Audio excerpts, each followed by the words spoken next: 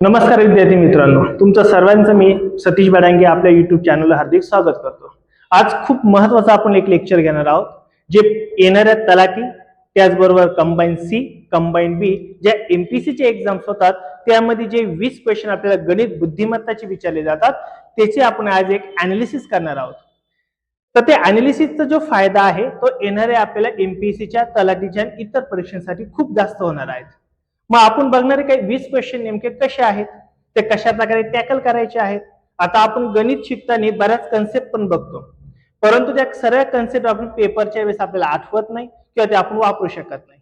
तर पेपरच्या वेळेस नेमकं काय केलं पाहिजे, कशा प्रकारे आपल्याला 20 पैकी जास्तीत जास्त गुण मिळाले पाहिजे। मी तर म्हणतो 20 पैकी 20 मार्क्स मिळाले पाहिजे जर थोडा चांगला मॅथ्सचा जर अभ्यास केला, थोड्या ट्रिक्स जर आपल्याला माहित असेल तर। मग आज आजच्या लेक्चरमध्ये आपण ते 20च्या 20 क्वेश्चन जे कंबाईन सी ला झालेले आहे 2026 चा पेपर, त्याच्या सर्व बेसिक त्याचबरोबर ट्रिक्स असणारे आणि त्याच्या काही कन्सेप्ट पण आहेत, या सर्व गोष्टी आपण इथं बघणार आहोत। तर सर्वांनी व्यवस्थित 20च्या 20 क्वेश्चन बघा, खूप त्याचा तुम्हाला फायदा होणार आहे। मग आता जे आज आपण क्वेश्चन पेपर घेणार आहे ते घेणार आहे जानेवारी 2026 ला जो कंबाईन सी चा पेपर झाला आहे। याच्यामध्ये आपल्याला 20 मॅथ आणि रिझनिंगचे क्वेश्चन विचारले। गेल्या 2 वर्षापासून थोडा पॅटर्न चेंज झालेला आहे। जसं की आपल्याला माहित आहे की पहिल्यांदा फक्त आपल्याला मॅथ आणि रिझनिंगचे 15 क्वेश्चन असायचे, मात्र आता मॅथचे आपल्याला 10 क्वेश्चन असणार आहे आणि रिझनिंगचे सुद्धा आपल्याला 10 क्वेश्चन असणार आहेत। म्हणजे 100 पैकी जवळपास 20 क्वेश्चन तुम्हाला गणित आणि बुद्धिमत्तेला असणार आहेत। मग याच्या काय शॉर्ट ट्रिक्स आहेत आणि कन्सेप्ट पण कशा क्लिअर करायच्या ते सर्व आजच्या व्हिडिओमध्ये आपण बघणार आहे। व्हिडिओ शेवटपर्यंत बघा। मग आता 81 क्वेश्चन पासून तर 100 क्वेश्चन पर्यंत असे मॅथ आणि रिझनिंगचे क्वेश्चन असतात। म्हणजे तुम्ही कोणताही एमपीसीचा पेपर जर बघितला त्याच्यामध्ये 81 पासून तर 100 पर्यंत असे 20 क्वेश्चन आपल्याला मॅथ आणि रिझनिंगचे विचारले जातात। मग आता आपण ते वेळ न व्हायला घालवता डायरेक्ट 20च्या 20 क्वेश्चनचा आपण इथं ॲनालिसिस करणार आहोत। या पहिला क्वेश्चन काय दिलाय, आपण ही क्वेश्चन घेताना शॉर्ट ट्रिक्स आणि त्याची कन्सेप्ट या दोन्ही पण गोष्टी क्लिअर करणार आहोत। मग आता क्वेश्चन बघणार आहे, जो क्वेश्चन किती नंबरचा आहे आपल्या 81 नंबरचा क्वेश्चन आहे क्वेश्चन पेपर मध्ये। 81 पासून तर 100 पर्यंत असे 20 क्वेश्चन ह्या पेपर मध्ये आपल्याला दिलेले। बघा आता समजून घेऊ आपण पेपर मध्ये पहिला क्वेश्चन काय। क्वेश्चन असा दिलाय, एका संख्येची 4 पंचमांश। 4 पंचमांशचा अर्थ काय बरं, 4/5। ओके, 4/5। एक संख्या आहे, माहित नाही ती संख्या कोणती, पण एक काहीतरी संख्या आहे। एका संख्येच्या 4 पंचमांश ही त्या संख्येच्या 60% कितीने जास्त आहे, 10ने जास्त आहे। कितीने जास्त आहे बरं, 10ने जास्त आहे। 10ने जास्त याचा अर्थ दोघांमधला फरक आहे ना हा। एक संख्या दुसऱ्यापेक्षा जास्त आहे म्हणजे दोघांमधला फरक असणार आहे ना। माझा भाऊ माझ्यापेक्षा 2 वर्षांनी मोठा आहे म्हणजे दोघांच्या वयामधला फरक दिलाय ना। मग इथं पण दिलाय 4/5 आणि 60% यांचा फरक किती दिलाय रे आपल्याला, 10 दिलेला आहे। पण आता इथं तर टक्के, इथं तर व्यावहारिक अपूर्णांक आहे। मग ह्या व्यावहारिक अपूर्णांकाचं रूपांतर कशात करायचं आपल्याला, टक्क्यांमध्ये करायचं। टक्क्यात रूपांतर करण्यासाठी कितीने मल्टिप्लाय करावं लागतं, 100 ने मल्टिप्लाय करावं लागतं। 5 एका 5, 5 दुने 10, 1 शून्य, तसाच 20 गुणिले 4 म्हणजे किती होणार आहे, 80। 80% वजा काय म्हटलं, 80% वजा 60% यांचा फरक किती बरं, 10 आहे। 80 वजा 60 किती होणार बरं, 20%। मग 20%चा अर्थ किती बरं, 10।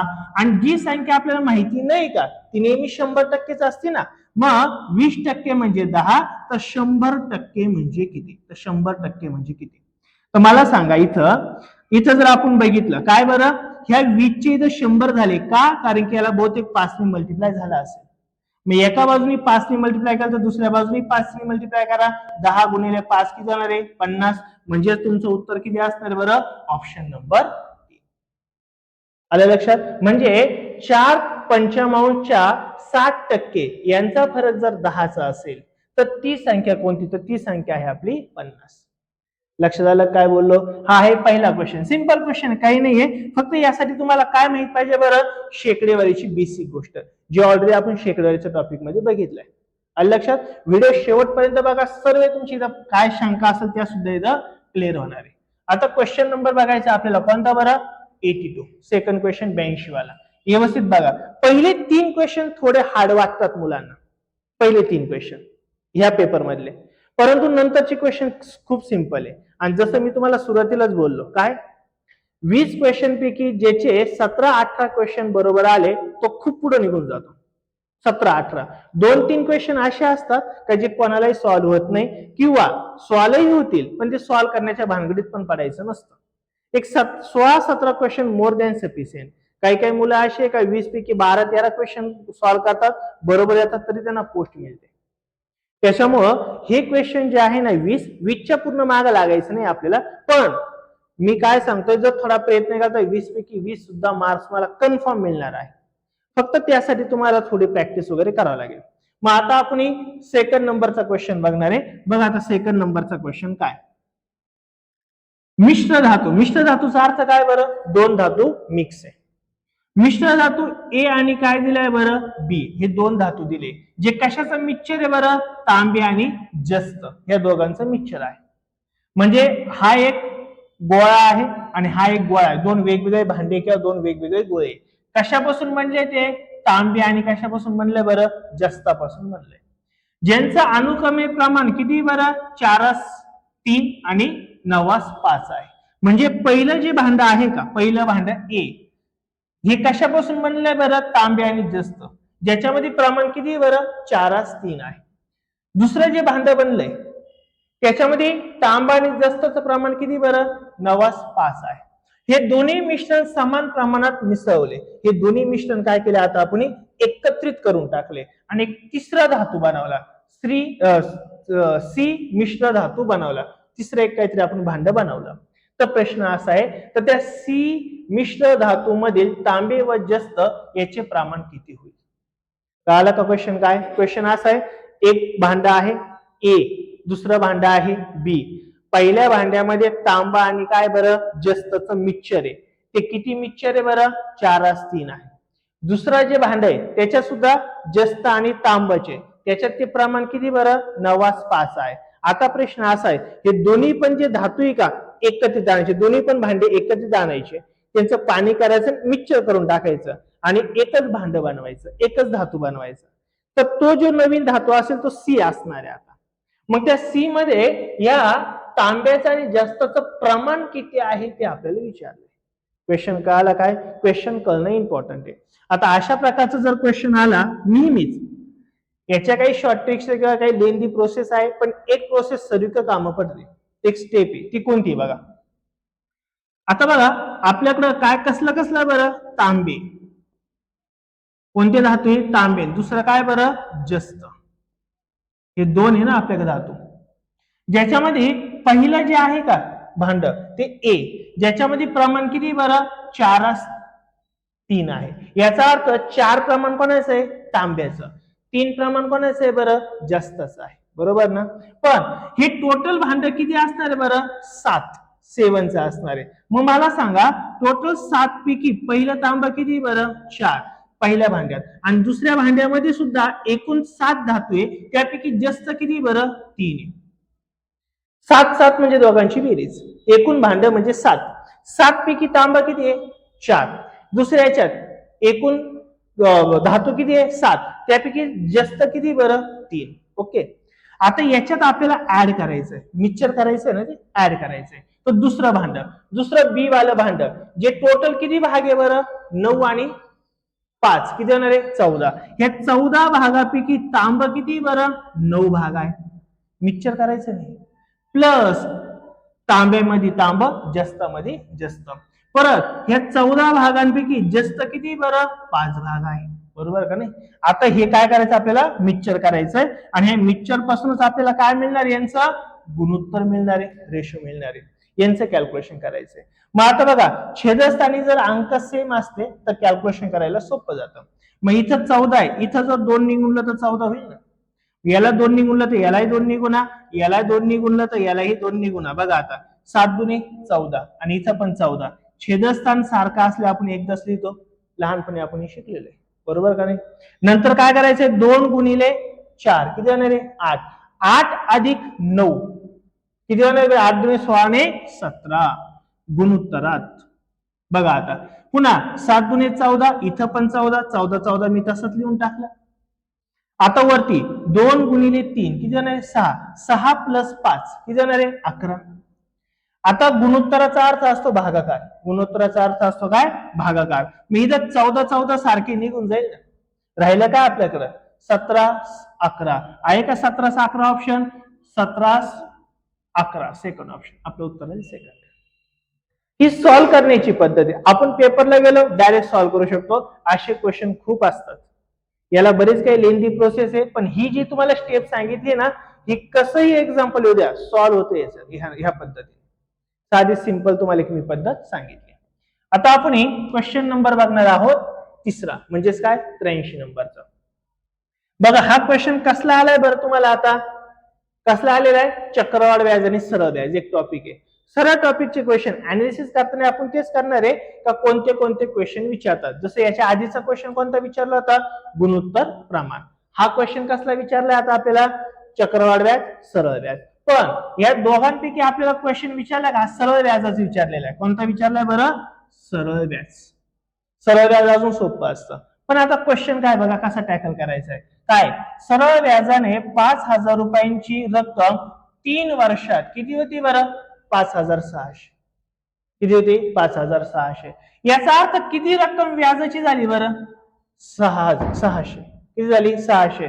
पण 600 रुपये व्याज हे किती दिवसांचं झालंय? 3 वर्षांचं. 3 वर्षांचं व्याज किती बरं? 6,000. आता लक्ष द्या मी काय म्हणतोय.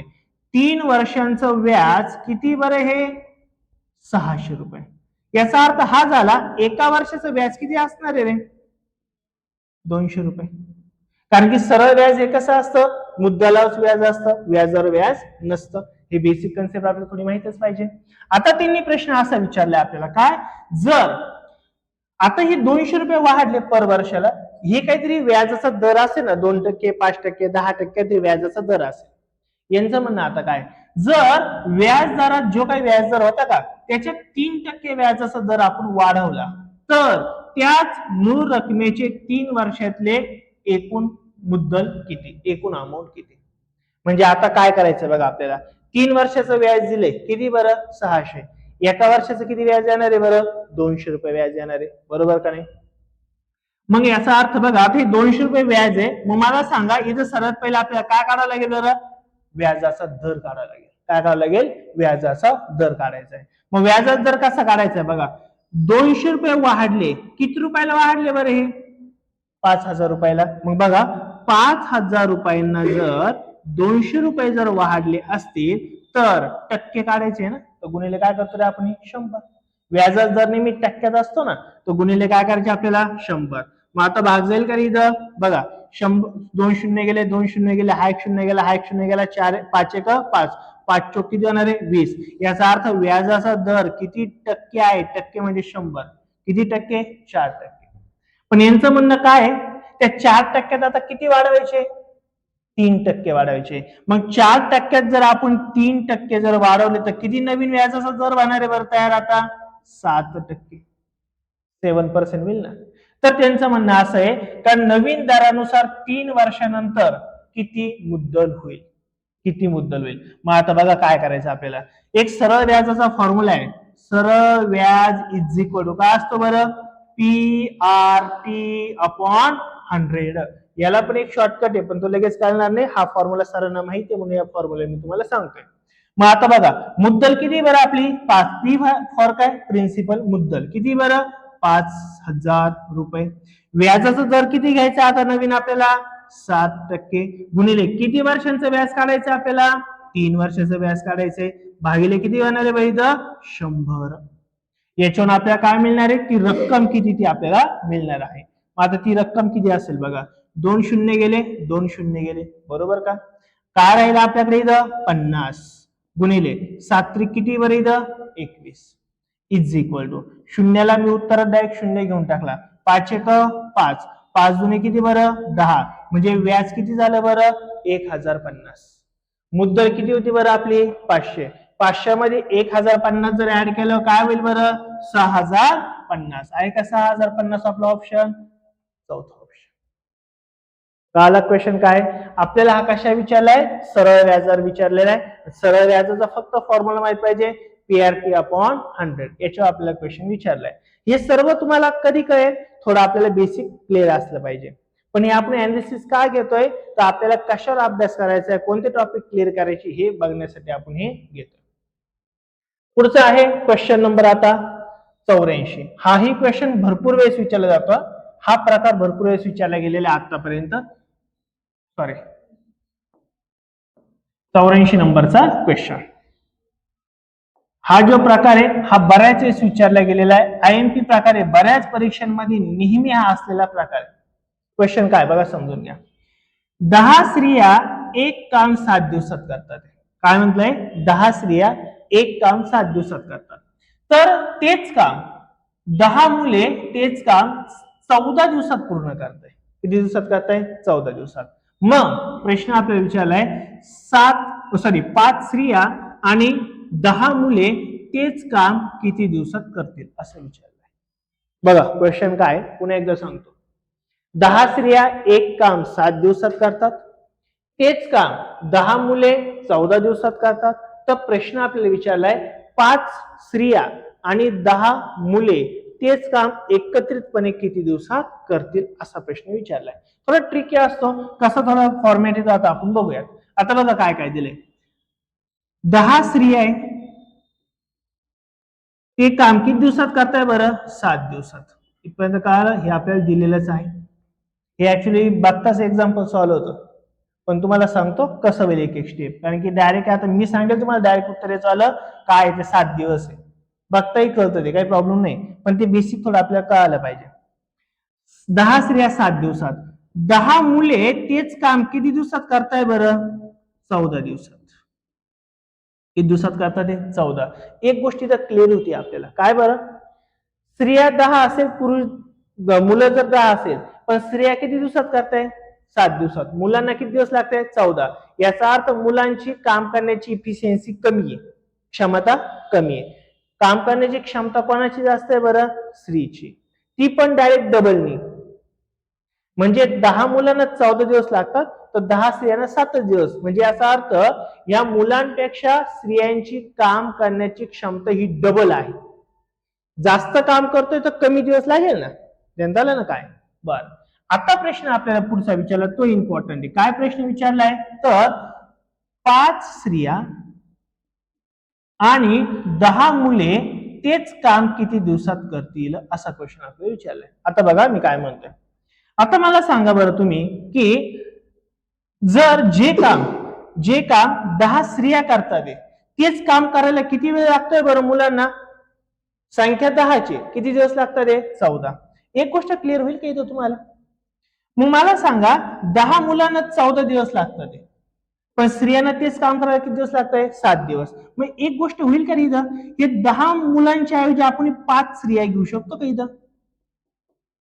10 मुले जेवढ्या दिवसात काम करतील तेवढं काम करायला किती स्त्रिया लागतील? फक्त 5. निम्म्याच तर स्त्रिया लागताय ना, निम्मीच इफिशियन्सी मुलांची, म्हणजे स्त्रिया पण निम्म्या लागणार आहे. मग 10 मुले घ्यायच्या ऐवजी आपण 5 स्त्रिया घेऊ ना. 10 मुलांना जे काम करायला जेवढे दिवस लागतात तेवढंच काम करायला फक्त 5च महिने लागतील. कळालं का हे? मग मला सांगा, हे 5 + 10 सॉल्व्ह करायच्या ऐवजी मी 5 + 5 सॉल्व्ह करू शकतो ना. आलं लक्षात? मग 5 स्त्रिया + 5 स्त्रिया किती होणार बरं? 10 स्त्रिया. मग तेच काम करायला 10 स्त्रियांना किती वेळ लागतोय? ऑलरेडी आपल्या उत्तर सांगून ठेवलं 7 दिवस लागतात, आणि म्हणून आपलं उत्तर सुद्धा काय राहणार आहे? 7 दिवस. कळालं का काय? ऑलरेडी उत्तरात आपल्याला सांगून ठेवलं होतं. कारण बघा ना, मुलांपेक्षा स्त्रियांची इफिशियन्सी डबल आहे. डबलचा अर्थ काय? कमी दिवसात काम करणारे. यांना 10 मुलं जेवढ्या दिवसात काम करणारे तेवढ्या दिवसात 5 स्त्रिया काम करणारे. मग 10 मुलं घ्यायच्या ऐवजी आपण काय घेतले? 5 स्त्रिया घेतल्या. ह्या 5 स्त्रिया प्लस ह्या 5 आणि 5 किती होणार आहे? 10. 10 स्त्रियांना किती दिवस लागतात? 7 दिवस. ऑलरेडी दिलेले. आपलं आन्सर तिथेच. खूप वेळ नाही लागत, फक्त आपल्याला काही गोष्टी काय व्हायला पाहिजे? कन्सेप्ट क्लिअर असल्या पाहिजे. हा क्वेश्चन नंबर आहे आपला 4 वाला. आता बघा पुढचा क्वेश्चन काय दिलाय. इथे तुम्हाला काही शॉर्टकट पण सांगतो आणि काही लेंथी पद्धती ती पण तुम्हाला मी सांगतो. बघा काय पुढचा 5वा क्वेश्चन काय? 2 क्रमवार विषम संख्या. विषम संख्या म्हणजे माहिती आहे काय? ज्याला दोन्ही पूर्ण भाग जात नाही अशा संख्यांना आपण काय म्हणतो, विषम संख्या. यांचा फरक किती बरं, 112 आहे. फरक किती, 112. तर त्यापैकी लहान विषम संख्येचा वर्ग किती. आता लहान विषम संख्येचा वर्ग काढायचा आहे बघा. यात शॉर्टकट काय बघा, जर कोणत्याही दोन विषम संख्यांच्या वर्गांचा फरक दिला असेल, काय म्हणतो मी, जर कधीही दोन विषम संख्यांच्या वर्गांचा फरक दिला असेल तर एक शॉर्टकट असतो फरक भागिले 4. आता हा 4च काय घ्यायचा ते तुम्हाला मी सांगतो बरं का. जसं विषम संख्यांमध्ये फरक नेहमी कितीचा असतो रे, 2चा.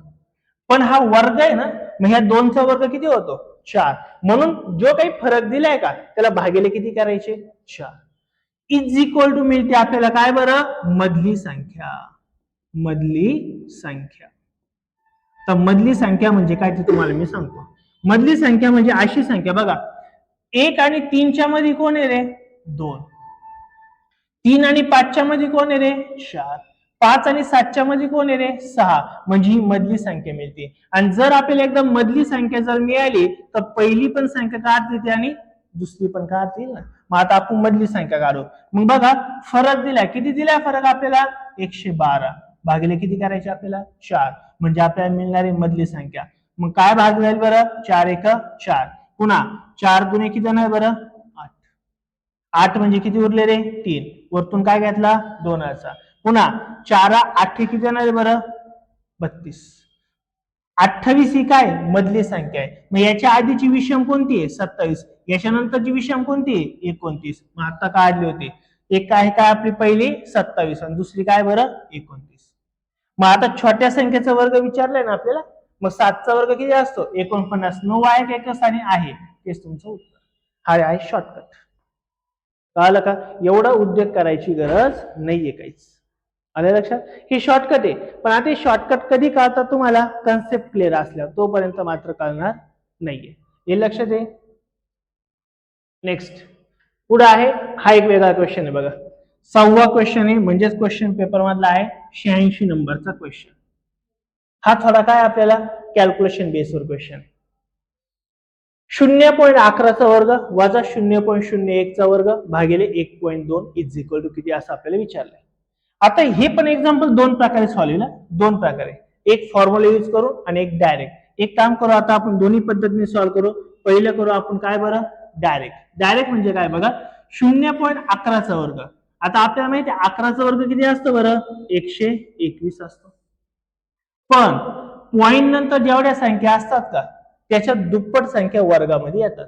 इथं पॉइंट नंतर किती संख्या आहे बरं, 2 आहे. मग आपल्या उत्तरात किती आले पाहिजे, 4. 1 2 3 इथं चौथी, मग हे झालं उत्तर. मग आता 0.0121 हा कशाचा वर्ग आहे, 0.11चा वर्ग.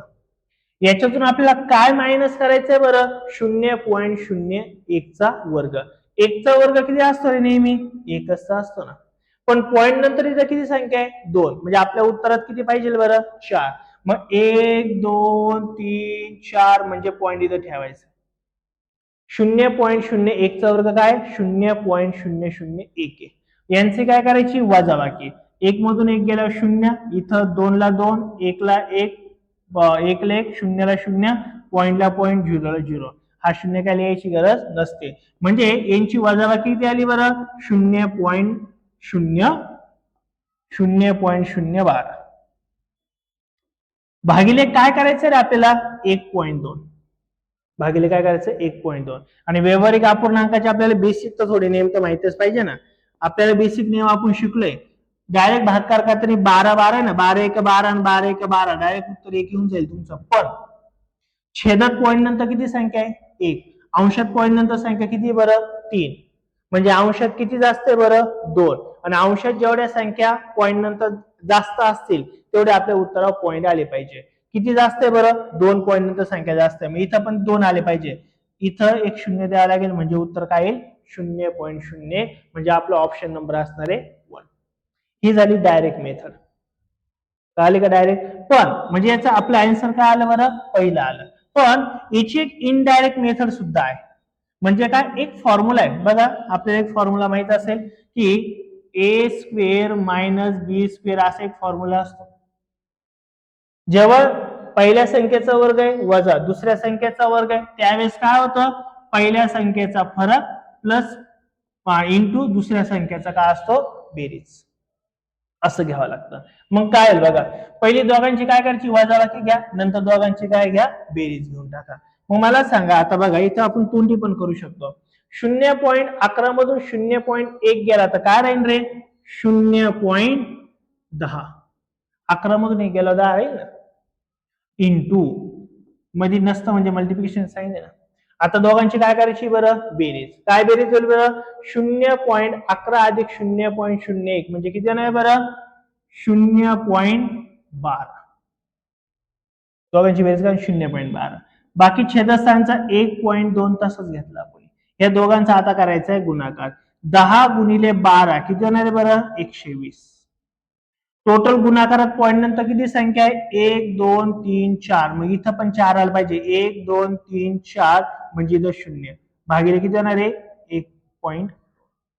आता बघा मी काय म्हणतोय, आता इथं काय होईल बघा, इथं पॉईंट, आता हा 0 तसा काही कामाचा नाही, पॉईंट नंतर 0 आल्यावरती तो काही कामाचा नसतो, त्याला आपण काढून टाकलं म्हणजे आपल्याला काय आलं बरं, 0.0112 भागिले किती होणार आहे, 1.2. मग मला सांगा छेदापेक्षा अंशामध्ये पॉईंट नंतर किती संख्या जास्त आहे, 2. कारण की छेदात 1 आहे, अंशात किती 3 आहे, म्हणजे जास्त किती बरं, 2. मग 12 1 12 12 1 12 एक उत्तर येणार आहे, पण पॉईंट नंतर आपल्याला 2 संख्या आल्या पाहिजे, म्हणजे उत्तर काय राहील तुमचं. दोन गोष्टी, बेसिक क्लिअर पाहिजे किंवा काय पाहिजे आपल्याला, कन्सेप्ट तरी क्लिअर पाहिजे, दोन्हीपैकी एक काहीतरी पाहिजे, किंवा आपला फॉर्म्युला तरी माहित पाहिजे. जसं इथं फॉर्म्युला दिलेला आहे, फॉर्म्युल्याने सुद्धा एक्झाम्पल हे सॉल्व्ह होऊ शकतं. पुढचा एक वेगळा प्रश्न दिलाय बघा, 87 नंबरवाला आपल्याला एक क्वेश्चन दिलाय. 87 नंबरचा क्वेश्चन काय तो आपण बघू. क्वेश्चन काय बघा, खाली आपल्याला एक आहे ना स्तंभ दिलेला आहे, त्याच्यात वर्ष 1976 ते 1980 याच्यामधले काही महत्वाची उत्पन्नाची माहिती दिलेली आहे, उत्पन्नाची टक्केवारी. तर प्रश्न असा आपल्याला विचारला त्यांनी की वर्ष 1976 ते 1980 पर्यंत उत्पादन किती टक्क्यांनी कमी झाले. इथं काहीतरी उत्पन्न दिले, पहिल्या वर्षी 3000 होतं, शेवटच्या वर्षी किती बरं, 500 आहे. उत्पादन किती टक्क्यांनी कमी झालं असं आपल्याला विचारलंय. कमी झालंय ना, पण किती टक्क्यांनी. आता किती कमी झालं असं विचारलं असं आपण डायरेक्ट बोललो असतो, 3000चा 500 झालं म्हणजे उत्पादन कितीने कमी झालं रे, 2500 कमी झालं असं आपण डायरेक्ट म्हटलं असतो. पण आपल्याला विचारलं काय बरं इथं, टक्केवारी. मग टक्केवारी जर विचारली असेल तर काय करायचं बघा, टक्केवारीमध्ये शेकडेवारी सुद्धा आपण ही गोष्ट शिकलेलं आहे. टक्केवारी काढण्यासाठी काय, एकूण पहिलं किती होतं बरं उत्पन्न, 3000. 3000ला किती कमी झालं तेवढं विचारलंय ना, मग कमी किती झाले बरं, 2500. किती टक्के झालं, टक्के म्हणजे गुणिले काय करतो आपण, 100. बस याचं कॅल्क्युलेशन म्हणजे आपलं उत्तर असू शकणार आहे. बघा आपण काय करतो, 2 0 गेले, 2 0 गेले, हा 1 0 गेला, हा 1 0 गेला, काय उरलं बरं, 250 भागिले 3. आणि 250 भागिले 3चं कॅल्क्युलेशन करू, 3 1 3, 3 8 किती जाणार आहे, 24. 24 म्हणजे 1 उरला, वरतून घेतला शून्याचा, पुन्हा 3 1 3, 3 त्रिक किती होणार आहे, 9, पुन्हा किती उरला बरं, 1. आता एक्स्ट्राचा 0 घेतला, एक्स्ट्राचा 0 घेतल्यामुळे इथं काय आला, पॉईंट. तसं उत्तर कळेल आपल्याला किती आले बरं, 83 पॉईंट समथिंग डायरेक्ट कळेल, किंवा ते 83.33333 कंटिन्यू येत राहील, म्हणजे आपलं उत्तर राहणार आहे सेकंड ऑप्शन. 3 आलेच तुम्हाला कळालं असतं का उत्तर आपलं सेकंड आहे. कळालं काय, सिंपल क्वेश्चन. 88 नंबरवाला क्वेश्चन दिलेला आहे. जर चौरसाची, बघा क्वेश्चन काय, जर चौरसाची बाजू 25% वाढवली, किती टक्क्यांनी वाढवली, 25% वाढवली, तर चौरसाचे क्षेत्रफळ किती टक्क्यांनी वाढणार आहे. तर चौरसाचे क्षेत्रफळ किती टक्क्यांनी वाढणार आहे. आता बघा पहिले आपण काय करू, थोडी कन्सेप्ट क्लिअर करून घेऊ. आपल्याकडे एक चौरस आहे, सपोज हा एक चौरस आहे, ओके. ह्या चौरसाची बाजू वाढली असं म्हटलंय, याचा अर्थ ही बाजू वाढली. आता ही बाजू वाढली तर साहजिक ही पण वाढणारच आहे ना, दोन्ही ऍट अ टाइम वाढणार आहे. किती टक्के वाढली बरं, 25% वाढली, म्हणजे एवढी वाढली असणार आहे. इथपर्यंत कळालं. पण सर्व बाजू वाढल्या असं म्हटले, आपण तर दोनच बाजू वाढवले, म्हणजे याचा अर्थ ही पण बाजू वाढणार आहे आणि ही सुद्धा बाजू वाढणार आहे, ही पण बाजू वाढली, बरोबर का.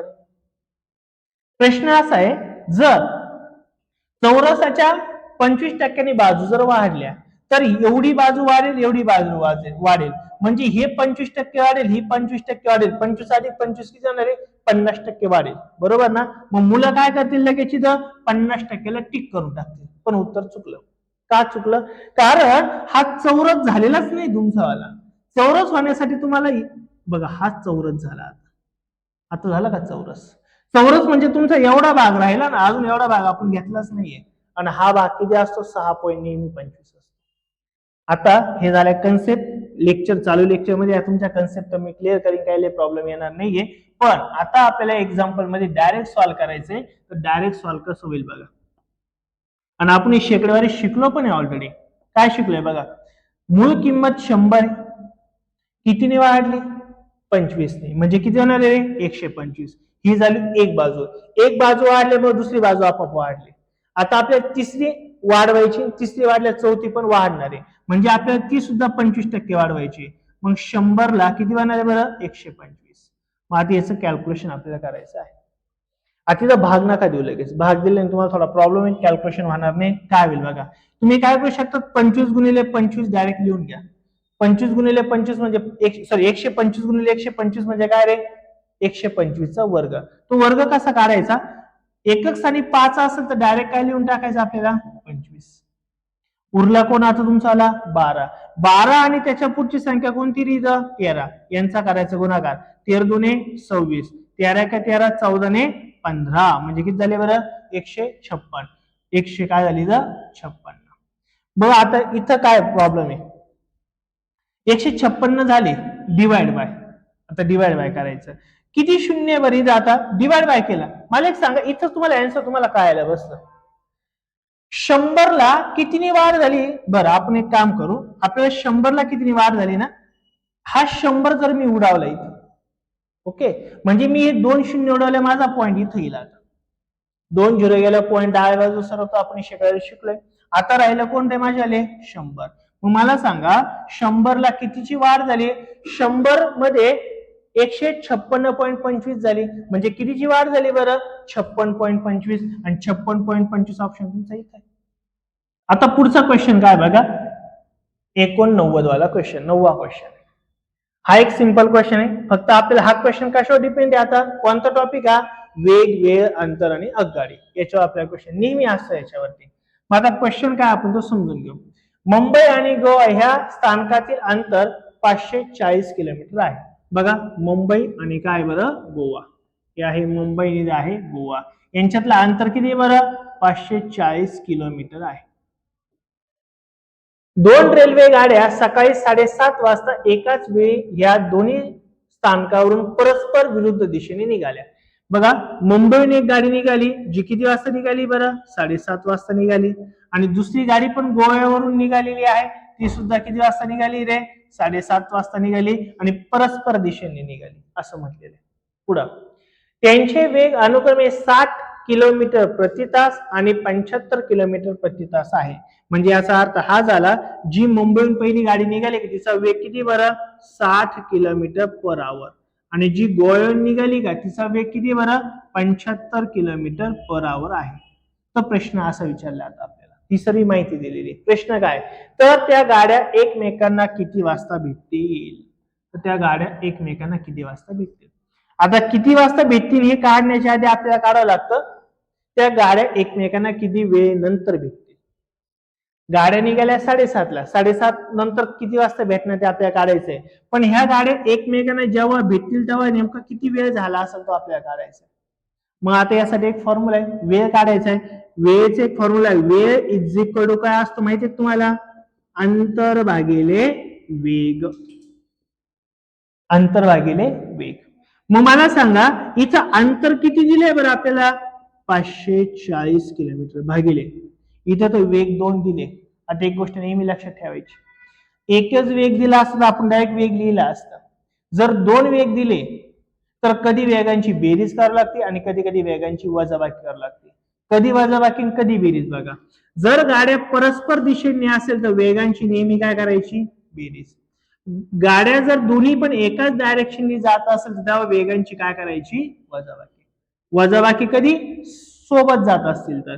आणि एकमेकांच्या दिशेने धावत असेल तर काय करायची बेरीज. मग या दोघांची तर काय होणार आहे बरं बेरीज, कारण की परस्पर दिशेने ना.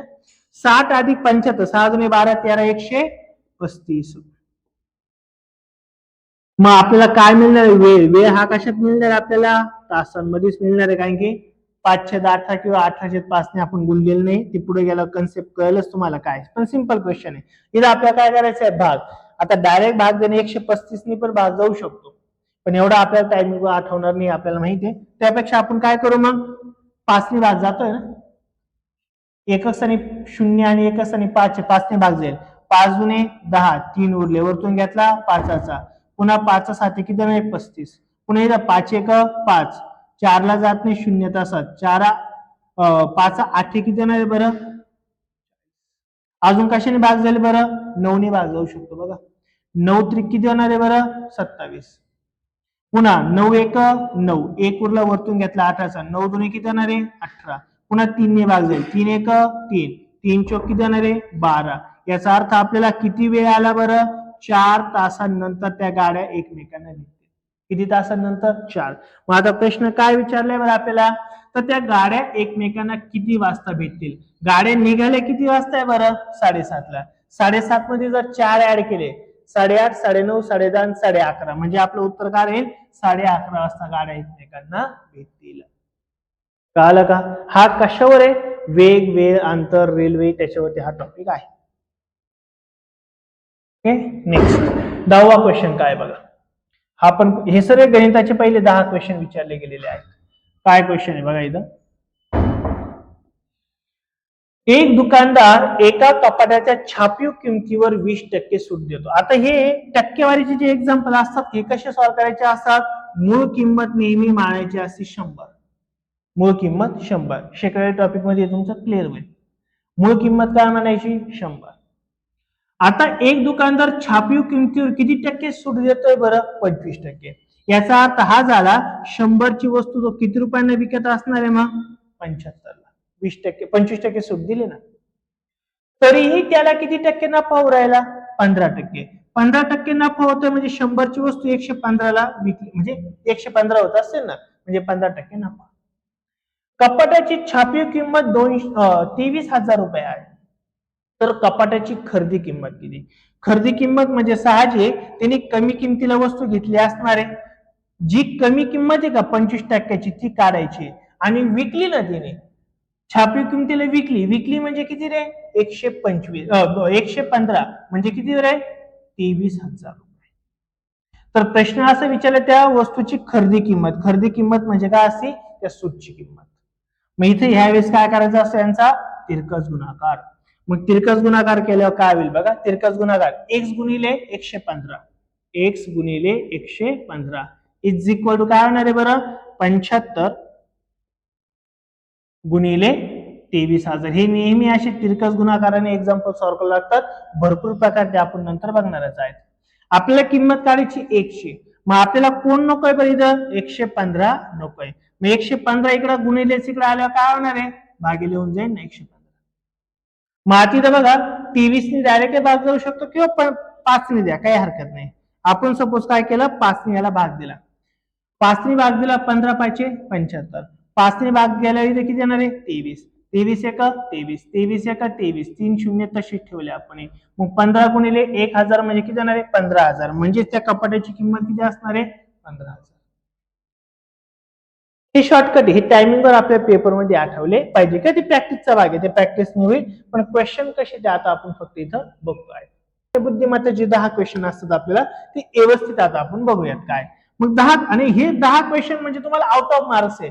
10 पैकी 10 मार्क्स मिळवण्याचा हा खूप सुवर्ण चान्स असतो तुम्हाला कंबाईन बी ला पण आणि कंबाईन सी ला पण. पण हा एखादे 2 क्वेश्चन असे असतात सॉल्व्ह होतात पण ते करायचे नसतात कारण की ते खूप लेंदी असतात. असे एखादे 2 क्वेश्चन आपल्याला येतीलच. पण 10 क्वेश्चन पैकी मात्र तुम्हाला 8 तर क्वेश्चन असे राहतात बघताच उत्तर येऊ शकतं किंवा ते सॉल्व्ह करणे अति सोपं आहे. आणि तसंही आपल्याला एक क्वेश्चन सॉल्व्ह करण्यासाठी किती वेळ असतो 36 सेकंद. किती असतो 36 सेकंद. त्यामुळे भरपूर म्हणजे लय नाहीये पण 36 सेकंद आहे. पण त्या 36 सेकंद सुद्धा खूप आहे कारण की आपण तयारी करतोय काय क्लास 2 क्लास 3 ची म्हणजे ऑफिसरची तयारी करतोय. तर 36 सेकंद म्हणजे सफिशियंट आहे. पण तुम्हाला एक सांगतो, ह्या 10 क्वेश्चन पैकी 7 ते 8 क्वेश्चन असे का हार्डली त्याला 10, 12, 15 सेकंद लागतात, त्याच्यापेक्षा जास्त नाही लागत. 2-3 क्वेश्चन असे राहतात ज्याला तुमचा 1 मिनिट किंवा त्यापेक्षा जास्त वेळ लागू शकतो. अशा वेळेस तुम्ही तो स्किप केला तरी सुद्धा चालतो, काही प्रॉब्लेम नाहीये. मग आता नेमके क्वेश्चन कसे आहेत ते आता आपण बघूयात बुद्धिमत्ताचे. मग आता पहिला प्रश्न इथं दिलाय बघा. हा क्वेश्चन कसा दिलाय तुम्हाला? दिशेचा दिलाय. दिशा तर माहित पाहिजे ना पहिले. दिशेसाठी दिशा माहित पाहिजे. आपली उजवी बाजू नेहमी कोणती असते रे? पूर्व. आपली डावी बाजू नेहमी कोणती असते रे? पश्चिम. खालची बाजू नेहमी कोणती असते? दक्षिण. वरची बाजू नेहमी कोणती असते? उत्तर. या दिशा आपल्याला माहित पाहिजे. उपदिशा पण माहित पाहिजे. पूर्व आणि दक्षिणच्या मध्ये कोणती असते रे? आग्नेय. आग्नेयच्या समोर कोणती असते रे? वायव्य. ह्या पश्चिम आणि दक्षिणच्या मध्ये कोणती असते बरं? नैऋत्य. आणि इकडची समोरची कोणती असते बरं? ईशान्य. ह्या 8 दिशा आपल्याला माहितीच पाहिजे. मग आपले एक्झाम्पल सॉल्व्ह बघा आता काय. आणि बुद्धिमत्ताचे क्वेश्चन जनरली पूर्ण वाचायचे नसतात. एक स्टेटमेंट वाचायचं, मान्य करा. दुसरी वाचायचं क्वेश्चन, मान्य करा, तुम्हाला उत्तर लगेच मिळून जातं. मग आता दिशेवर आपल्याला काय आलं बघा. आदित घरापासून उत्तरेकडे चालला. उत्तरेकडे म्हणजे कुठे चाललाय रे तो? वरती चाललाय. बघत नाही बसायचं पेपरच्या दिवशी, अरे उत्तर दिशा नको, सूर्यकडून उगला, इकडून उगला, इकडून उगला, मग पूर्व पुढं असं करत बसायचं नाही. आपली उजवी बाजू नेहमी पूर्वच असते. ह्या दिशा पाठ, याच्यात काही ऑप्शन नाही. मग आता आदित घरापासून उत्तरेकडे निघाला म्हणजे वरती बाण करून द्यायचं. काही वेळानंतर तो पुढे वळाला उजवीकडे. आता तो जर उत्तरेला आहे, त्याची उजवी बाजू इकडे असणार आहे ना, तेवढं फक्त आपण स्वतः चालतोय असं कन्सिडर करा. म्हणजे आता त्याचं तोंड कुठे गेलं बरं? पूर्वेला. नेक्स्ट थोडं पुढे जाऊन तो डावीकडे वळाला. पुढे वळाला आता डावीकडे. मग आता इकडे चालले म्हणजे डावी बाजू इकडे राहील ना, म्हणजे तो कुठे वळाला बरं? इकडं डावीकडे वळाला. शेवटी 1 किलोमीटर चालत गेला. किती चालत जाऊ आपल्याला काय फक्त दिशाच विचारली, तो कुठे चालू, कसा चालू, काही संबंध नाही. तो चालत गेला, तो पुन्हा डावीकडे वळाला. आता इकडे चाललाय म्हणजे डावी बाजू इकडे असेल ना, म्हणजे तो इकडे वळालाय. ओके. आता तो कोणत्या दिशेला चाललाय? इकडची दिशा कोणती असते नेहमी? आपली पश्चिम. मग पुढे आहे का पश्चिम? चौथा ऑप्शन. इकडची दिशा नेहमी कोणती असते? पश्चिम. इकडची दिशा नेहमी कोणती असते? पूर्व. खालची दक्षिण, वरची उत्तर. कळालं ना? क्वेश्चन सोपं होता, काही विशेष अवघड नव्हता. हातचे मार्क्स असतात ते आपल्याला एकदम. क्वेश्चन नंबर आपण बघूया बुद्धिमत्ताचा दुसरा क्वेश्चन, तो आहे 92वा क्वेश्चन. बघा काय. राम, श्याम व जॉन यांच्या 5 वर्षापूर्वी वयाची सरासरी 16 वर्ष. क्वेश्चन काय समजून घ्या. बघताच उत्तर यायचं आलं, पण थोडी प्रॅक्टिस झाल्यावर. मग आता काय बघा, पुन्हा एकदा सांगतो. राम, श्याम व जॉन यांच्या 5 वर्षापूर्वी वयाची सरासरी 16 वर्ष होती. तिघा मित्र, त्या मित्रांच्या वयांची सरासरी कधीची पण 5 वर्षापूर्वीची किती होती बरं? 16 होती. तर प्रश्न विचारलाय, तर 5 वर्षानंतर त्यांच्या वयांची सरासरी किती होईल? 5 वर्षानंतर त्यांच्या वयाची सरासरी किती होईल? आता हे एक्झाम्पल दोन्ही प्रकारे सॉल्व्ह होतं. ट्रिक्सनी पण सॉल्व्ह होईल आणि ट्रॅडिशनल पद्धतीने पण सॉल्व्ह होईल. दोन्ही पद्धतीने सॉल्व्ह होईल. मी वाटलं तर दोन्ही पद्धतीने तुम्हाला सॉल्व्ह करून देतो. पहिले ट्रॅडिशनल पद्धत सांगतो, मग ट्रिक्स सांगतो. ट्रॅडिशनल पद्धत काय बघा. 3 जणांचं वय आहे ना, त्यांची सरासरी किती दिली आपल्याला? 16 वर्ष. मग 16 गुणिले तिघांची सरासरी तर गुणिले 3 करायचं. 16 त्रिक किती होणार बरं आपली इथं? 48. बरोबर. पण ही सरासरी किती वर्षांपूर्वी? 5 वर्षांपूर्वी. मग आजचं वय काढायचं असेल तर तिघं बी 5 वर्षांनी वाढले ना, म्हणजे 5 त्रिक किती रे? 15. याच्यामध्ये काय करायचे आपल्याला? 15 ऍड करायचे. मग 8 आणि 5 किती होणार बरं? 8 आणि 5 13. हातचा आला 1, 4, 5 आणि हातचं 1 6, 63 झालं. ओके. हे आजचं तिघांचं एकूण वय झालं. पण अजून आपल्याला किती वर्ष पुढे जायचंय? 5 वर्ष. मग तिघं बी 5 वर्षांनी पुढे जाणार आहे, म्हणजे किती वर्ष वाढतील? अजून 15 वर्ष वाढतील. याचे 5, याचे 5, याचे 5, 15 वर्ष. याच्यात मी काय केले? अजून पुन्हा 15 वर्ष वाढवले. तर 5 वर्षांनंतर सरासरी विचारली ना, तर हा 5 वर्ष पुढे, हा 5 वर्ष पुढे, हा 5 वर्ष पुढे, म्हणजे 15 वर्ष पुढे झाली. मग या दोघांची बेरीज काय बरं? 3 आणि 5 किती जाणार आहे? 8. 6 आणि 1 7 किती आले बरं? 78. पण यांची सरासरी काढायला लावली. काय काढायला लावली? सरासरी. सरासरी तिघांची तर भागिले 3 करतो ना आपण. मग भागिले 3 जर केलं तर काय उत्तर येईल बरं? आता 3 1 3, 3 दुने किती येणार आहे बरं? 6, एक उरला, वरतून काय घेतला? 18चा, 3 सक किती रे? 18, सरासरी किती आली? 26. आहे का तिसरा ऑप्शन? 26 सरासरी आली. ही झाली ट्रेडिशनल मेथड, पण ही मेथड आपल्या पेपरसाठी यूज करायची नाहीये. मग काय मेथड यूज करायची? तर ते तुम्हाला आता मी शॉर्टकट सांगतो त्याचा. जनरली काय असतं तुम्हाला मी सांगतो, 2 जण असू, 3 जण असू, 4 जण असू, 5 जण असू, किती जण असू, काही फरक नाही पडत अशा परीक्षा, अशा एक्झाम्पल मध्ये. आता 5 वर्षापूर्वीची सरासरी दिली, किती? 5 वर्षापूर्वीची सरासरी किती दिली बरं? 5 वर्षापूर्वी सरासरी किती बरं? 16. इथं आज येणार आहे, पण आपल्याला आजचा प्रश्न नाही विचारला, आपल्याला प्रश्न कधीचा विचारलाय बरं? 5 वर्षानंतरचा. तर 5 वर्षानंतर सरासरी किती? 5 वर्षापूर्वी 16, 5 वर्षानंतर किती? मग मला सांगा किती वर्ष पुढे जायचंय रे? हे 5 आणि अजून 5, किती वर्ष पुढे जायचंय? 10. सर्वांचं वय जर सोबत वाढत असेल तर पहिल्या सरासरीमध्ये जेवढे वर्ष आपण पुढे जाणार का तेवढे फक्त ऍड करायचे. मग 16 मध्ये 10 ऍड केलं, उत्तर काय राहिलं? 26. तुमचं ऑप्शन एवढं असतं, काहीच करायचं नसतं. हे शॉर्टकट्स आहे, हे सगळे शॉर्टकट आपण नंतर बघणार आहे. जर तुम्हाला म्हटलं असतं 5 वर्षापूर्वी आणि 10 वर्षांनंतर, ते 10 आणि 5 किती झाले असते? 15. मग 16 मध्ये 15 ऍड केले असते, 31 झाली असते सरासरी. सरासरीत बदल नाही होत कधीच. हे झाले शॉर्टिंग. पहिले लय लेंदी होतं, हे एकदम सिंपल होतं.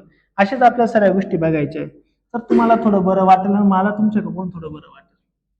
ओके, बर, हे कळालं का सर्व? Second question. आता आपल्याला बघायचं आहे थर्ड क्वेश्चन, म्हणजेच कोणता बरं? 93 वाला. बघा, हाही क्वेश्चन बऱ्याच वेळेस आपल्याला विचारला जातो. आपल्याला काय म्हणलंय? खालीलपैकी कोणता पर्याय दिलेला अक्षरमाला पूर्ण करतो? मग आता इथं काहीतरी फिल करायचं, इथं काहीतरी फिल करायचं, इथं फिल करायचं, इथं फिल करायचं, पण काय करायचं बघा, याच्यापैकी एक काहीतरी आहे. थोडं लॉजिक लावावं लागतं. लॉजिक म्हणजे प्रॅक्टिसचा भाग घ्या. जर मी इथं असं कन्सिडर केलं का मी ए ऑप्शन घेतला पहिला, तर इथे येणार आहे माझा बी. काय येणार आहे? बी. मग ए ए अशी सिरीज तयार होईल का बघा बरं? ए ए आणि नंतर काय घेतलं बरं मी? बी. नंतर 3 ए ए ए ए, नंतर पण मला काय घ्यावं लागेल बरं? इथं एसचं घ्यावं लागेल ना.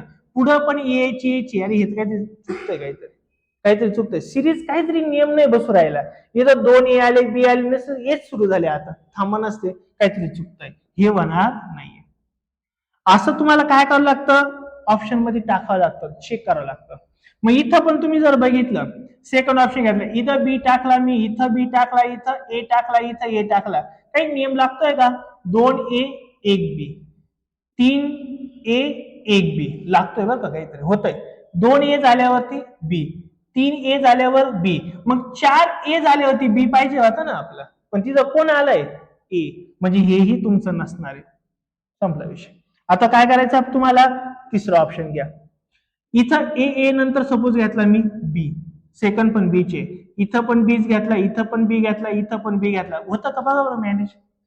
इथं ए आहे, नंतर बी आला, ए आला, पण इथं तर बी बी बघा सोबत सोबत आले. असं तर होत नाही, काहीतरी वेगळं चुकू राहिलं, काहीतरी सिक्वेन्स नाही लागू राहिले. ती चौथ्याची लागते का बघा बरं सिक्वेन्स? आपण काय केलं? सपोज इथं ए टाकला, सॉरी बी टाकला, इथं पण बी चे, इथं पण बी, आणि शेवट काय बरं? ए. ही टाकल्यावर काही सिक्वेन्स तयार होती का बघा बरं? ए ए बी काय वर राहिले इथं? ए ए बी टाकलाय, नंतर ए ए ए, नंतर पुन्हा बी टाकलाय, नंतर बघा ए ए ए ए, नंतर बी टाकलाय, नंतर पुन्हा काय बरं? ए ए ए ए, आणि मी पुन्हा ए टाकलाय, मग बी आला. काही सिक्वेन्स दिसते का व्यवस्थित? दिसते. काय दिसू राहिले बरं तुम्हाला? की 2 ए झाल्यावरती बी आला, 3 ए झाल्यावरती बी आला, 4 ए झाल्यावरती बी आला. मग आता काय यायला पाहिजे होता? 5 ए आल्यावर बी आलं, सिक्वेन्स झाली. म्हणजे आपलं ऑप्शन काय राहणार आहे? चौथा. असं टाकून बघावं लागतं. कळालं का? आता तुम्ही म्हणशाल सर आज केवळ खेळत बसायचं, तर याला खेळायचं कुठपर्यंत? जोपर्यंत प्रॅक्टिस होत नाही तोपर्यंत. प्रॅक्टिस तर करावंच लागणार आहे, बरोबर ना?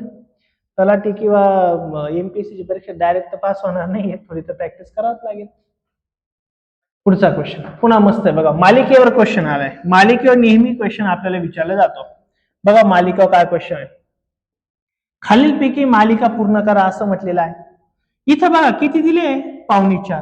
3.75 म्हणजे 4.5. 4.5चा काय झाला रे, 5.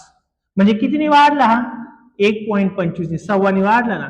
4.5 रुपयाचे 5 रुपये झाले म्हणजे ₹1.25 वाढला. 5 रुपयाचे किती झाले रे, 6.25. म्हणजे किती वाढले, ₹1.25 वाढलाय. 6.25चे 6.5 झाले म्हणजे ₹1.25 वाढला. म्हणजे याचा अर्थ हे कन्फर्म झाले, ₹1.25 वाढून राहिला सर. मग 6.25 याच्यात पण 6 वाढवा ना, 10 रुपये होईल ना. बघा ना, 7.25 रुपये, 7.25 मध्ये 6 ही 25 वाढेल तर 9 वाढणार आहे. 9 आणि 1 10. ऑप्शन तुमचा डायरेक्ट काय आला बरं, 10. कळालं का. बऱ्याच पोरं काय मारणार आहे, 9 मारणार आहे. होतं लेवेस काय गडबड होती, असं वाटतं ते 8 9:15 आहे ना, तर मग 9 झालं असं. ते 8:15चे 9 फक्त 25 वाढल्यावर होतं 0.25. पण एक अजून वाढवायचं आहे ना, मग 9चा काय होईल तो 10. म्हणजे ऑप्शन आहे आपलं 4. कळालं का, नक्की एकदम. असा हा 4था क्वेश्चन होता. पुढे बघूया आपण क्वेश्चन नंबर 5. हा मस्त क्वेश्चन दिलाय बघा, वेगळा युनिक आहे. आता काय होतं, असे काही क्वेश्चन असतात ना, तिथले डोकं नाही चालत. चाललं तर चालवायचं, गोल करायचा, नाही चाललं तर थांबून घ्यायचं. पण लॉजिक लावायचं. बुद्धिमत्ताचे प्रश्न आहे, म्हणजे तुम्हाला याच्यासाठी अभ्यास नाही लागत.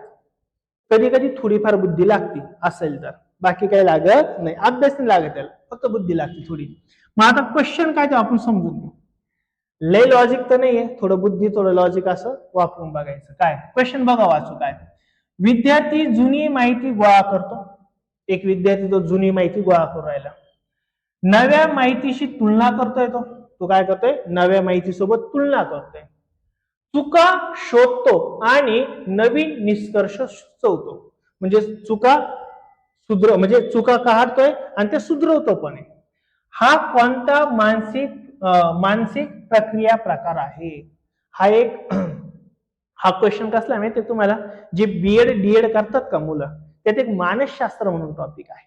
म्हणजे मी पण ते शिकवलेलं आहे पहिले मानसशास्त्र, त्यातला हा क्वेश्चन आहे. बीएड डीएड ला पहिले लेक्चर त्याविषयी झालेलं आहे. आता कसं आहे बघा, बरं काय डीएड बीएड माहित नाहीये, काही माहित नाही, बेसिक कन्सेप्ट माहिती आहे, पण एक गोष्ट करू राहिली. एक विद्यार्थी आहे, तो जुनी माहिती गोळा करतोय, त्याची काय करतोय, नव्याने सांगड घालतोय, चुका शोधतोय आणि चुका सुधरवतोय. एवढं तर कळालंय ना. मग खालचे ऑप्शन बघायचे, काय आहे का काय नाहीये. मग मला सांगा पहिली गोष्ट, तो ऑप्शन याचं उत्तर निरीक्षण असेल का. निरीक्षणचा अर्थ काय, फक्त पाहतो. हा फक्त तिने माहिती गोळा केली असते आणि बघितली असते तर आपण याचं उत्तर मारलं असतं निरीक्षण. पण तो निरीक्षण करतोय का, नाही, त्याच्यात काहीतरी गडबड बी करून राहिला, म्हणजे हे तर नसणार आहे, कन्फर्म झालं. ओके. सेकंड, अनुकरण असेल का. अनुकरणचा अर्थ काय, बघायचं आणि आहे तसंच लिहायचं, याला अनुकरण म्हणतात ना. अनुकरण करणे मराठीत आहे, काही इंग्लिश मध्ये नाहीये. अनुकरण आहे. पण अनुकरण करतोय का तो, नाही. अनुकरण म्हणजे काय, माहिती घेतली तशीच टाकून दिली, तो तसं करतोय का, नाही. म्हणजे हेही उत्तर नाही ना तुमचं. ओके. तो रामभाऊ पाठांतर करू राहिला का, त्याला पाठांतर थोडं करायचंय, पाठांतर ऑप्शन नाही. आता तो काय करतोय, मूल्यांकन. मूल्यांकन लय तुम्हाला माहिती नाहीये, पण हे 3 तर कन्फर्म नाहीये. तसं मूल्यांकन मराठीत आपल्या काल, मूल्यांकन म्हणजे काय, बरोबर गोष्टी आहे का नाही ते चेक करणं, त्याला म्हणतो आपण मूल्यांकन. कळालं का. मग आता हे 3 ऑप्शन नाही, म्हणजे तो मूल्यांकन करतोय ना, अभ्यास करतोय, तुलना करतोय, चुका शोधतोय आणि नवीन गोष्टी लिहितोय. म्हणजे काय करतो तो, मूल्यांकन करतोय. ऑप्शन कोणता राहील, 4था. आता काही गोष्टी तुम्हाला मी सांगतो, म्हणजे ऍक्च्युली आता लगेच सांगायला नाही पाहिजे, हे पेपरच्या आधी सांगायला पाहिजे, पण आता एक सांगून देतो मी तुम्हाला आत्ताच. कधी पण प्रश्न आला आपल्या समोर, तो हिस्ट्रीचा असू द्या, जॉग्राफीचा असू द्या, पॉलिटिक्सचा असू द्या, कोणत्याही विषयाचा असू द्या, क्वेश्चन आला तुमच्या समोर आणि त्याचे 4 ऑप्शन दिले, क्वेश्चन काहीच कळालं नाही आपल्याला काय, पण ऑप्शन दिले, पण ते एखाद्या ऑप्शन मध्ये एका शब्दाचा डबल अर्थ दिला का त्याला टिक करूनच टाकायचं, ते 99% बरोबर असतं. नेहमी तुम्ही गेल्या 5-7 वर्षाचा क्वेश्चन पेपर अनालिसिस करा, असंच राहत. म्हणजे हा क्वेश्चन जेव्हा मी पाहिलं तेव्हा मी लाईक म्हणलं याचं उत्तर 2 संपला विषय, काय बघायचंच नाही, परत बघायचंच नाही, डायरेक्ट मारेल. पण कधी म्हणतोय हे मी, एक तर वेळ नाहीये आणि क्वेश्चन काही कळाला नाहीये, त्यावेळेस मारून टाकायचं, बघायचं नाही. तुम्हाला अजून एक ट्रिक सांगून ठेवतो मी. क्वेश्चन एखादा आला, खालीलपैकी कोणती सुधारणा कोणी केली, किंवा राजाराम किंवा एखादा आज काय सती प्रथेबद्दल खालील कोणती व्यक्ती आहे, 4 व्यक्तींची नावं लिहितील. 4 व्यक्तींची नावं लिहिताना तुम्हाला गडबड सांगतो. सपोज मी असं लिहिलं काहीतरी, एखाद्या व्यक्तीचं काहीतरी नाव आहे, नारायण राव वगैरे. एकाचं असं काय, शंकरराव.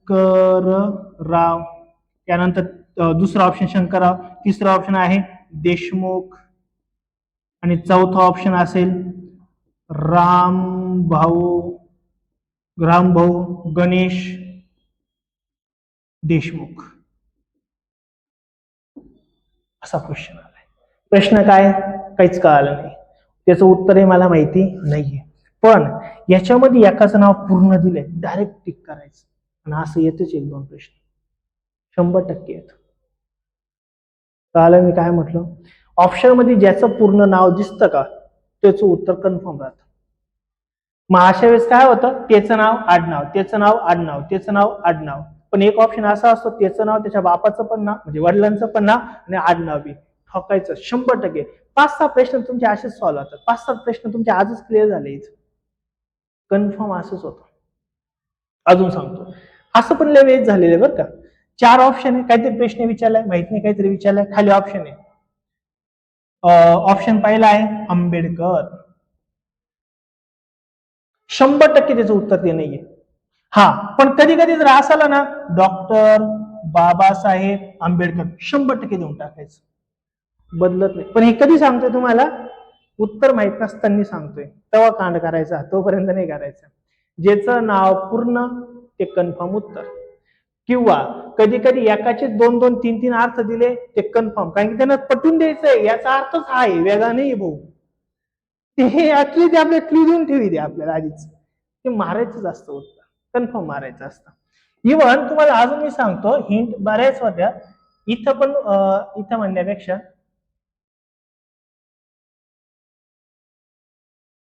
ते गणितामध्ये बऱ्याच हिंट येतात. तुम्हाला मी गणितामध्ये सांगेल, चला काय हरकत नाही. हे कळालं काय होतं थोडस. आता पुढे पण बघू, चला. पुढचा क्वेश्चन आहे, पुन्हा मालिका आपल्याला काय करायची आहे बरं, पूर्ण करायची. मालिका पूर्ण करायला लावली आपल्याला. 170 वरून काय झाले बरं, 197. किती वाढले बरं इथं, 170 चे 97 झाले म्हणजे किती वाढले, 27 वाढले. बरोबर, असंच बघा, दुसरं काय ऑप्शन नाही आपल्याकडे. 197 चे काय झाले बरं, 226. किती वाढले, 26 आणि हे 3, 27, 28, 29, किती वाढले, 29. काहीतरी जाणून राहिलं आता आपल्याला, बघू अजून एकदा पुढे. हे 126 चे काय झाले बरं, सॉरी 226 चे काय झाले, 257. कितीचा फरक आहे रे, तर मोठ्या संख्येतून लहान संख्या वजा करा ना. 7 मधून 6 गेले तर किती राहणार तुमचा, 1. त्यानंतर इथं काय उरला, 25 मधून आता किती गेले बरं तुमच्या आले, 25 मधून 22 गेले, किती राहिले बरं तुमच्या आले, 3, 31. म्हणजे एक गोष्ट तुम्हाला कळाली बघा, इथं कितीने वाढ राहिली. ह्या 170 मध्ये 27 ऍड केल्यावर एवढी होऊ राहिली, याच्यामध्ये 29 ऍड केल्यावर एवढी होऊ राहिली, याच्यामध्ये 31 ऍड केल्यावर एवढी होऊ राहिली. मग आता पुढच्या किती वाढवायची आपल्याला, 33 वाढवायची. मग वाढवा 33, 3 आहे इथं 7 आहे, 7 आणि 3 किती येणार आहे, 10. 10 म्हणजे एकच स्थानी किती येणार आहे, 0. कुठे दिसतोय, बस काही उत्तरला काढायचं नाही, कन्फर्म उत्तर आहे, कारण की एकच स्थानी 0 तुम्हाला कुठे दिसत नाही येत. असं कळालं ना, नक्की. सिंपल क्वेश्चन आहे, ते काही कॅल्क्युलेशन करायची तुम्हाला गरज नाहीये, तुम्ही बघू शकता ते. पुढचा एक क्वेश्चन आलाय, 7वा क्वेश्चन, म्हणजे टोटल आहे 97वा क्वेश्चन. काय बघा क्वेश्चन, खूप सिंपल क्वेश्चन आहे बुद्धिमत्ताचा. दिलेल्या आकृतीमध्ये त्रिकोणांची संख्या किती, अशी डायग्राम देतात आणि त्रिकोण विचारतात. आता अशी मोजायला गेल्यावरती तर आपल्याला परीक्षा निकाल लागून जाईल. आपलं काय लागेल आपल्याला माहिती, मोजतात येणार नाहीये, त्यासाठी पण आपल्या ट्रिक्स आहे. काय करायचं असतं बघा, पण तरी तुम्हाला मी सांगतो. हा एक त्रिकोण आहे बरोबर का नाही, एक त्रिकोण, हा झाला तुमचा दुसरा त्रिकोण, पण त्याच्यात हा तिसरा पण झाला लगेच. मग असे मोजूत नाही बसू शकत आपण. जर तुम्हाला अशी डायग्राम खूप वेळेस येते, मग अशा डायग्राम मध्ये त्रिकोण किती असं जर विचारलं तर काय करायचं, 1, 2, 3, 4, 5 अशा संख्या लिहून टाकायची आणि सर्वांची बेरीज करून टाकायची. 5 आणि 4 किती जाणार आहे बरं, 9. 9 आणि 3 किती जाणार आहे बरं, 12. 12 आणि 2 किती जाणार आहे? 14 आणि 1 किती जाणार आहे? 15. मग एकूण त्रिकोण असेल 15. किती असणार आहे? 15. मोजायची काही गरज नाहीये. मोजायची तर मोजू पण शकतो आपण. 1 2 3 4 5. ह्या दोघांना मिळते 6, दोघांना मिळते 7, दोघांना मिळते 8, दोघांना मिळते 9. ह्या तिघांना मिळते 10, ह्या तिघांना मिळते 11, ह्या तिघांना मिळते 12, ह्या चौघांना मिळते किती? 13, ह्या चौघांना मिळते 14 आणि एक टोटल मोठावाला 15. पण ते मोजत बसायचे नाही, वेळ वाया जातो. काला का क्वेश्चन काय? ह्या डायग्राम मध्ये दिलेली एकूण त्रिकोणांची संख्या किती? बरं 15 आहे.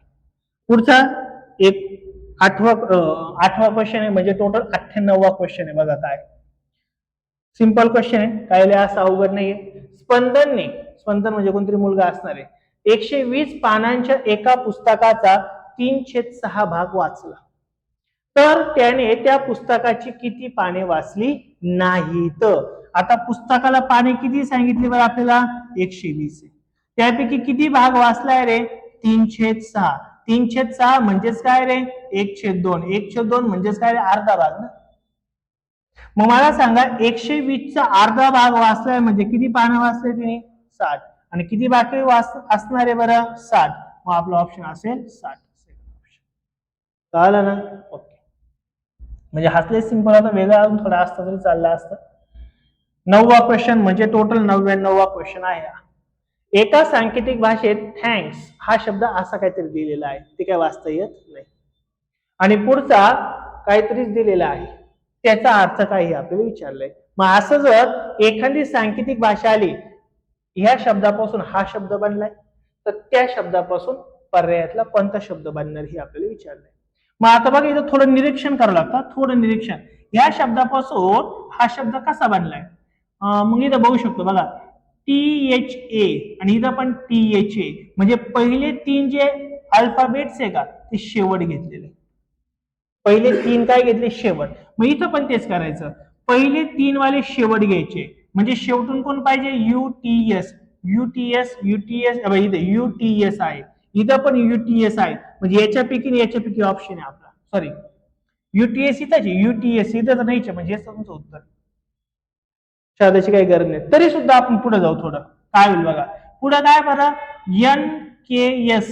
इथं बघा SKN, म्हणजे उलटी सुरुवात केली, उलटी. शेवटचा शब्द पहिला घेतलाय, मी तर शेवटचा शब्द पहिला घ्यायचा. डी वाला पहिला आला पाहिजे बघा, डी वाला पहिला आलाय, नंतर आय आलाय, नंतर पी आलाय, म्हणजे तुमचं ऑप्शन सेकंड असेल. कळालं ना? बुद्धिमत्ताची एक सिंपल क्वेश्चन असतात. आणि शेवटचा क्वेश्चन आहे याच्यामध्ये.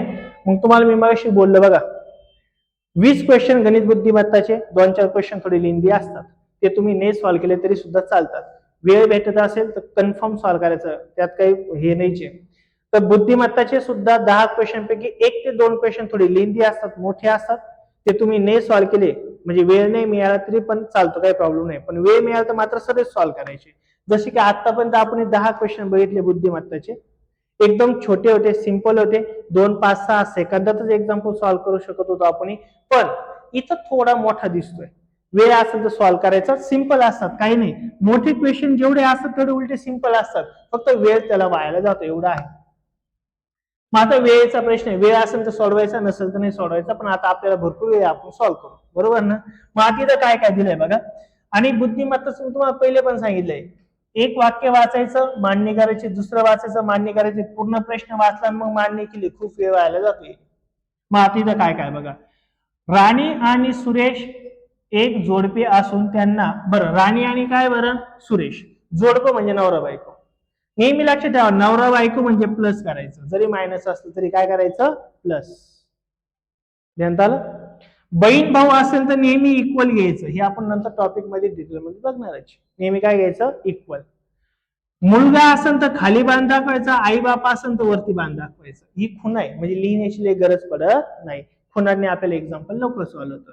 मग काय काय त्यात आपण सॉल्व्ह करू बघा. राणी आणि सुरेश ही जोडपे आहे, म्हणजे याचा अर्थ राणी प्लस काय घ्यावं लागेल बरं आपल्याला? सुरेश. काय की दोघं नवरा बायको ना, ही प्लस मध्ये घ्यायची. पुढं काय म्हटलंय? मेघा आणि दीप्ती, काय त्यांना मेघा आणि दीप्ती अशा 2 मुली आहेत. मग यांना 2 मुली, म्हणजे मुलीचा अर्थ काय सांगितलं तुम्हाला मी? यांचे बाण खाली घ्यायचे. कोण आहे बरं मुली? एक आहे मेघा का मेघना, मेघना वाटतं, मेघना, आणि दुसरी कोण आहे? इक्वल, कारण की बहीण इक्वल मध्ये घ्यायचे. काय बरं? दीप्ती. ओके, इथपर्यंत माहिती आहे. दीप्तीचे लग्न अनुराग सोबत झाले आहेत. हे दीप्तीचं लग्न झाले कोणासोबत? प्लस मध्ये घ्यावं लागेल ना. दीप्तीचा नवरा कोण आहे? अनुराग. दोघं नवरा बायको याचा अर्थ. बघू आपण काय काय अजून. जो गरिमा आणि तुषार यांचा मुलगा आहे, हा कोणाचा मुलगा आहे बरं? गरिमा. कोण आहे? गरिमा. मुलगा म्हणजे खाली ना, गरिमा प्लस हे दोघांचा मुलगा, नवरा बायकोच असणार, बहीण भाऊ असणार ते. मुलगा आणि काय? गरिमा आणि काय? तुषार यांचा मुलगा आहे तो. कोण? अनुराग. इथपर्यंत कळालं सरांना? पुढे काय? निधी ही अनुरागची मुलगी आहे. निधी ही अनुरागला पण मुलगी झाली. कोण बरं? निधी. मुलगी म्हणजे खाली नाही ना, अनुरागची मुलगी आहे. कोमल ही अनुरागची बहीण आहे. कोमल ही अनुराग म्हणजे अनुराग हाय ऍक्च्युअली बहीण कोण आहे बरं? याची बहीण कोण आहे? कोमल.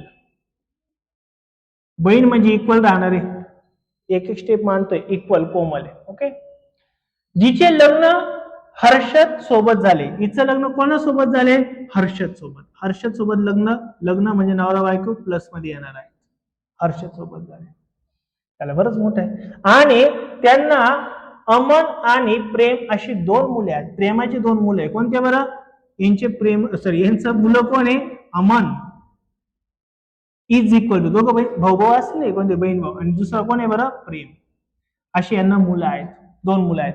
प्रेम हा गरिमा आणि तुषार यांचा नातू आहे. प्रेम हा साहजिक ना, गरिमा बघा, गरिमाचे ही दुसरी पिढी, त्याच्या पुढची पिढी म्हणजे नातूच असणार आहे, बरोबर का नाही? ओके, आलंय. तर दीप्ती आणि कोमल यांची नाते काय? दीप्ती आणि कोमल. दीप्ती कुठे? दीप्ती दीप्ती शोध, इथं दीप्ती. आणि कोमल कुठे गेली आपली? कोमल आहे, इथं कोमल आहे. कोमलच्या भावाची बायको कोण झाली? भाऊजाई झाली का नाही? भाऊजाई. भाऊजाई ऑप्शन आहे का बघा बरं कुठं? भाऊजाई बघ, इथं भाऊजाई ऑप्शन. अजून दुसरे कुठे आहे का भाऊजाई? नाही. बहुतेक आन्सर असेल. दुसरं, दीप्ती ही कोमलची कोण आहे बरं? ननंद पण आहे, म्हणजे आपला सेकंडच ऑप्शन बरोबर आहे. बरोबर आहे का नाही? ह्या दोघी काय असणार आहे? नंदा. याची काय असणार आहे? भाऊजाई. हे आहे भाऊ, भावाची बायको भाऊजाई. अलग लक्षात. अशा प्रकारे बुद्धिमत्ताचे एकदम साधे सिंपल 10 क्वेश्चन आपण इथं बघितले. आणि त्याच्या आधी आपण 10 क्वेश्चन हे गणिताचे सुद्धा बघितलेले. साधे सिंपल होते, म्हणजे जर आपण जर थोडा वेळ दिला, थोडी प्रॅक्टिस जर केली तर एक्झाम्पल इझिली सॉल्व्ह होतात. फक्त थोडी आपल्याला प्रॅक्टिस करावी लागेल. आणि तुम्हाला विशेष माहिती आहे का, जे मी पहिले पण बोललोय, 100 पैकी मिनिट जरी 50चं लागलं, कितीचं लागलं? 50चं जर मिनिट लागलं तर तुम्हाला इथं 20 पैकीच 15-16 प्लस मार्क जर आले ना, तर तुम्ही इथंच निम्म पास होऊन जातात. मग राहिले काय तुम्हाला? 80 पैकी लईतले मिळवायचे 30-35 मार्क्स. थोडे मिळलं तर थोडे तर मिळायलाच पाहिजे.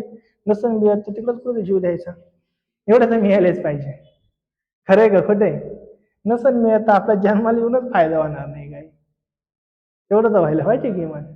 तर आपल्याला काय 25-30 मार्क मिळत नाही 80 पैकी, थोडा बिकटपणा असण्यात पण फायदा नाही काही. कळलं ना? सिंपल आहे. त्यामुळे गणित बुद्धिमत्ता महत्वाचा टॉपिक आहे, त्याच्यावर तुम्हाला काय जमलेच पाहिजे आन्सर्स. तर अशा प्रकारे आज आपण बुद्धिमत्ताचे 10 क्वेश्चन बघितले, गणिताचे आपण 10 क्वेश्चन बघितले. जर व्हिडिओ आवडला तर नक्की लाईक करा. Thank you so much.